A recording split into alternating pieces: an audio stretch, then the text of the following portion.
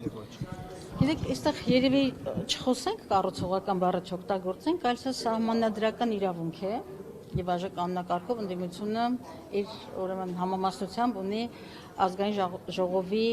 ղեկավարություն կազմելու մեջ ուրեմն իր համապատասխան քվոտաները եւ մենք օգտվում ենք բնականաբար այդ մեր իրավունքից եւ լիազորությունից, օգտվում ենք շատ պարզ նպատակադրումով մեր ծրագրերը, մեր նպատակադրումները եւ մեր խնդիրները շատ ավելի այսպես արդյունավետ իրականացնելու մտածումով, այնպես որ քաղաքական պատասխանատվությունը նաեւ քաղաքական մեծամասնությանն է հարգելու, ընդունելու սահմանադրությամբ ամրագրված պարտականություն։ Եվ Տիկին Գալստյան այդտեղ հիմնականում մարդու իրավունքների թեմայում կարմիր թելով անցնում էր քաղաքական դերակատարների իրավունքների հետ կապված, բայց ոչ ձեր ելույթում, ոչ հարցադրումներում քաղաքացու խնդիրների մասին չլսեցինք, օրինակ ընտանեկան բռնությունները կանանց, երեխաների, հա, այդ խնդիրներին ինչու ձեր ելույթում անդրադարձ չունեցաք։ Թե հանձնաժողովի նախագահը չունի այդ ունի հանձնաժողովի նախագահը, ինչպես բոլոր հանձնաժողովները, ունի շատ լուրջ գործիքակազմ, ինչպես ասացի, հանձնաժողովի մարդու իրավունքների պաշտպանության եւ հանրային հարցերը եւ հանրային հարցերը շատ մեծագույն սպեկտրումների մեջ, թե կրթական իրավունքները,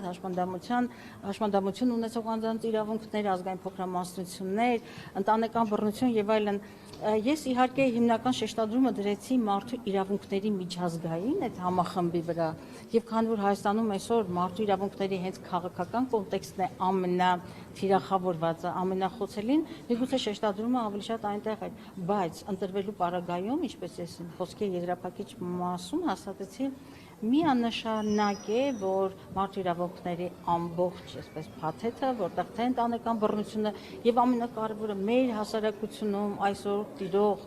անթույլատրելի բռնության սահմանները, անհանդուրժողականությունը պիտի դառնա հանրային տագնապներից մեկը եւ մենք բոլորս պիտի հասկանանք։ Այսպեսի մի հարց։ Ձեր կուսակցականացված կերպարը մի տեսակ ոնց ասեմ, այդ պաշտոնի հետ քիչ է համապատասխան իմ կարծիքով։ Օրինակ, եթե դուք լինեիք կրթության, մշակույթի հանձնաժողովի նախագահ, ես դա կպատկերացնեի։ Կուսակցականացվածությունը չի խանգարում այդ պաշտոնը։ Ես չեմ կարծում, որ այստեղ բոլորը կուսակցական եւ քաղաքական մարդիկ են, ազգային ես հպարտ եմ իմ կուսակցական անցյալով եւ անկախության առաջին օրերից եւ դրանից էլ առաջ անդամագրվել եմ Հայ հեղափոխական դաշնակցությանը եւ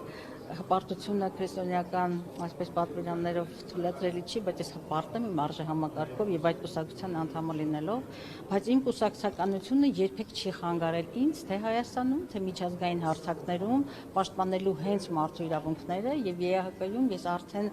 երկրորդ շրջանն է մարդու իրավունքներ եւ ժողովրդավարություն հանձնաժողովի անդամ եմ։ Պաշտպանեք հավասարապես։ Եթե դրանք, գիտեք, կպաշտպանեմ, եթե դրանք վերաբերում են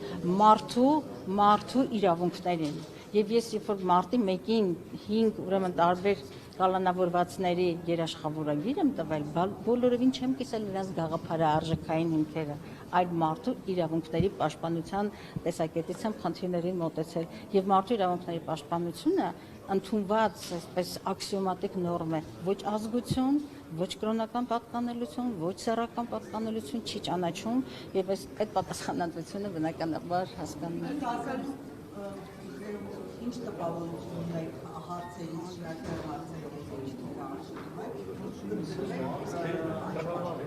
Չեմ անկեղծորեն չեմ կարող ասել, կանխատեսելի չի եւ տեսնենք ինչ կլինի, բայց մի բան ինձ համար ավելի քան հստակ է, կընտրվեմ թե ոչ, ես շարունակել եմ աշխատել ճիշտ այն կերպ, այն մոտեցումներով եւ այն արժեհամակարգով, որ մինչեւ հիմա ունեցել եմ, ժամանակը թող ցույց տա։ Չգիտեմ, դեռ կտեսնենք։ Տիկին Գալստյան հաշվի առնելով, որ Աննա Հակոբյանը խորացել է ընտանեկան բռնության դեպքերի մեջ եւ գտնում է, որ օրենսդրական բաց կա, այդ ոլորտում իր հետ կհամագործակցեք, ոնց եք դա պատկերացնում։ Ես լսել եմ, որ ընտանեկան բռնությանը վերջերս հետաքրքրություն ունի։ Ես Աննա Հակոբյանին չգիտեմ, թող նախաձեռնությունը լինի մտածումները, ինչու՞ չէ, որովհետև մերժելը նկատի ունեմ, եթե առողջ լուծումներ կան, առողջ գնահատականներ կան եւ լուծման ճանապարհներից շահելու է մեր պետությունը եւ հասարակությունը ես կողմ եմ եւ ընդհանրապես ես ինքս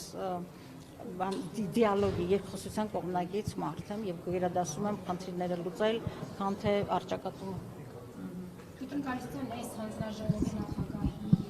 տեխնացու առաջադրները պայմանավորված է կայքաններով ձեր ֆրակցիայի մյուս եւ Վահագն Ալեքսանյանի հետ համեմատական հարց Մակար Սիփասյանի ու Բեն Լադենի կուզեի դրան անդրադառնալ։ Այս հանձնաժողովը մենք ընտրեցինք նախ հերթականության խնդիր կար հանձնաժողովը ընտրեցինք, որովհետև այս ոլորտը մարդու իրավունքների պաշտպանության ոլորտը, ինչպես ես իմ ելույթում խոսքում ներկայացրեցի, շատ խոցված ոլորտ է Հայաստանը բացարձակապես առնչություն չունի այս մարդու իրավունքների, ժողովրդավարությունը խոսքով այս նահանջները եւ բնականաբար Հայաստանում մեզ համար որպես քաղաքական մարդկանց համար մեծագույն խնդիրը քաղաքական բանտարկյալների, քաղաքական մոտիվներով կալանավորվածների եւ ձերբակալվածների խնդիրը եւ անմեղության կանխավարկածը մի խոսքով մենք շատ լուրջ խնդիրներ ենք տեսնում եւ հանձնաժողովի ընտրությունը նաեւ այդ թեմերի նախընտրական խոստումների տիրությունը եւ գործ անելու ինչ երկրում շոշափելի փոփոխություններ բերելու մտահոգություն ունենք։ Տիկին Գալստյան եւ գերիների վերաբերյալ հարցին ձեր պատասխանը իշխանության ներկայացուցիչներին այդքան էլ չբավարարեց, ընդհանրական էր, հա, այսպես ասած, ձեր գնահատականը կամ Բաքվում պահվող մեր հայրենակիցների ճակատագրերը ինչպես եք պատկերացնում օրինակ հանձնաժողովի ձևաչափով այդ հարցի լուծումը։ Նախ հանձնաժողովը լրացուցիչ գործիքակազմ ունի բոլոր իրավապաշտպան միջազգային կազմակերպությունների հետ աշխատելու եւ դա ես կարեւոր եմ համարում։ Բնականաբար հանձնաժողովը ունի վերահսկողական գործիքակազմ եւ նաեւ պետական գերատեսչությունների հետ աշխատելու լրացուցիչ, այսպես ասած, խողովակներ եւ ես կարծում եմ այնուամենայնիվ սպառված չեն գերիների օրակարգով մեր պետության կողմից իրականացված աշխատանքները անցյալ տարի հիշում եք մի փորձեց խուսափել Տիկին Մանասյանը փորձեց խուսափել իր ներգրավվածությանը թե ինչու ինքը չի արձագանքում Բաքվի մարդու իրավունքների պաշտպանի ուրեմն արձագանքին տեսակցությունների եւ այլնի ես գտնում եմ որ Հայաստանում գերիների Արցախում պահվող անձանց եւ գերիների վերադարձի առնչությամբ ամբողջական աշխատանք չի տարվում։ Շնորհակալություն։